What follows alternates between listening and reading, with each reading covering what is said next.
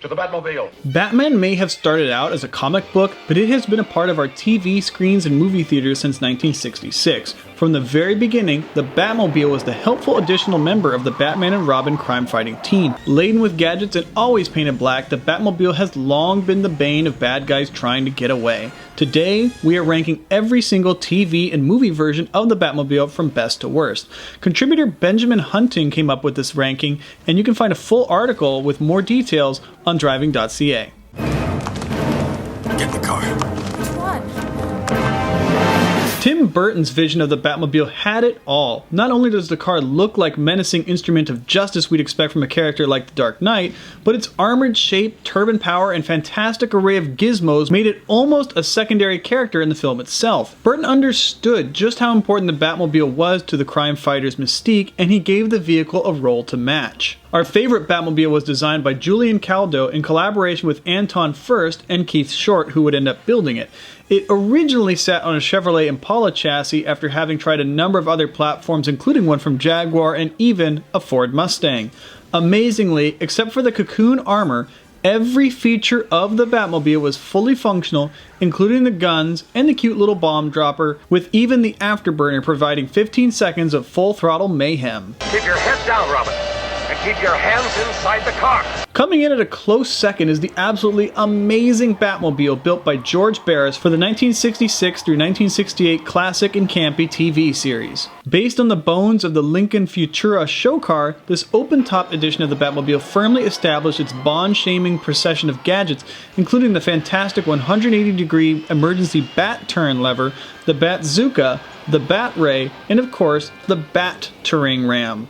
As with Burton's car, many of these features were legit, with a lawn sprinkler modified to spray oil, cable-lifted ejector seats, and an actual smokescreen. Sadly, the jet exhaust was a phony and it shot flames through a 5-gallon paint can. Originally, the idea had been to use a '59 Cadillac as the basis for the now iconic Batmobile, but time constraints directed Barris towards the already exotic '55 Futura, which was picked up for a song from Ford Motor Company. The car was based on sketches done by 20th Century Fox artist Eddie Graves, with the high-impact red edges set up against the black paint scheme in order to show up better on TV lighting. I'll get my car.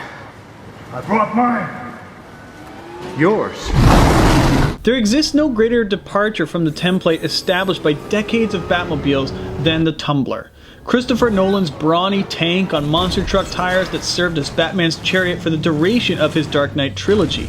Whereas more than a few modern Batmobiles chose to overemphasize the '66 car's original concept, the Tumbler was a completely fresh and utilitarian take that provided a compelling answer to the question, what type of personal transportation would a postmodern superhero require? Designed to smash through obstacles rather than speedily avoid them, the Tumbler is a wrecking ball. Built by a British team led by John Holmes, the movie car could do 160 kilometers an hour, which is impressive given its massive size and weight.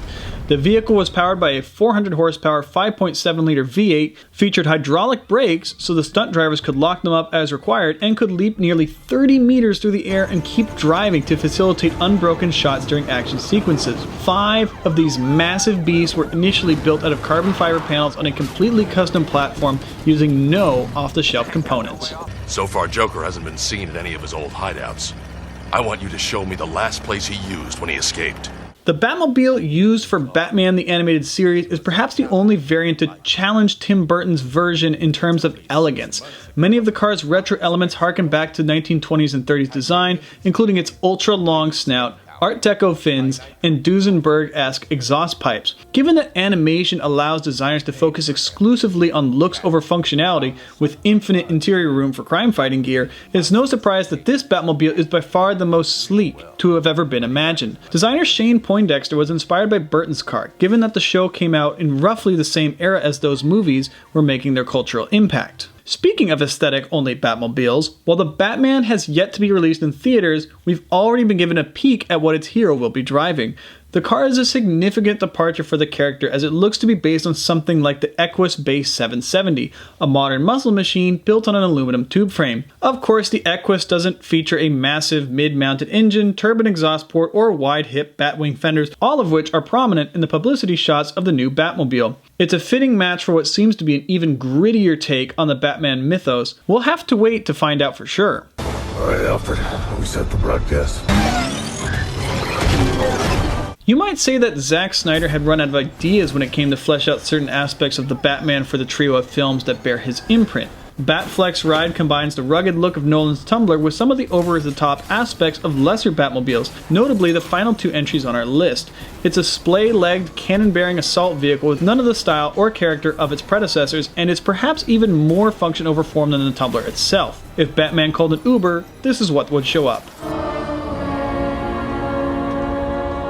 Joel Schumacher forced the Batman franchise into self-caricature, and the Batmobile wasn't able to escape his latex-fueled fever dream. Intended to have even more screen presence than the monstrosity that had preceded it in Batman Forever, the production designer Barbara Ling actually managed to tone down some of that car's worst elements by turning to Jaguar's D-Type race car as a source of imagination. Built around a 5.7-liter Chevy V8 and capable of hitting 224 km an hour on real-world streets, the new Batmobile was crippled by garish lighting, a toothsome grille, and a bizarre Batwing, or is it a bat spike, protruding from its cockpit. It's like someone called up Zimmer and asked them to design a two-seat BDSM limo. We're surprised it doesn't have bat nipples, frankly.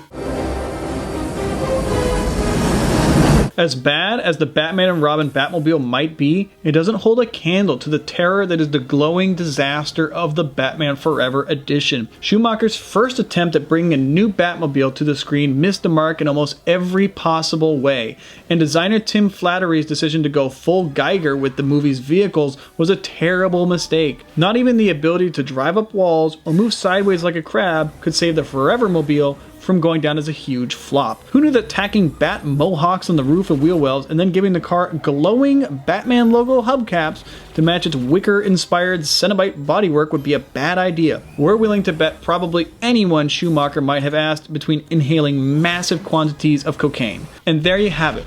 Every Batmobile ranked from best to worst. Let us know what your picks are in the comments below.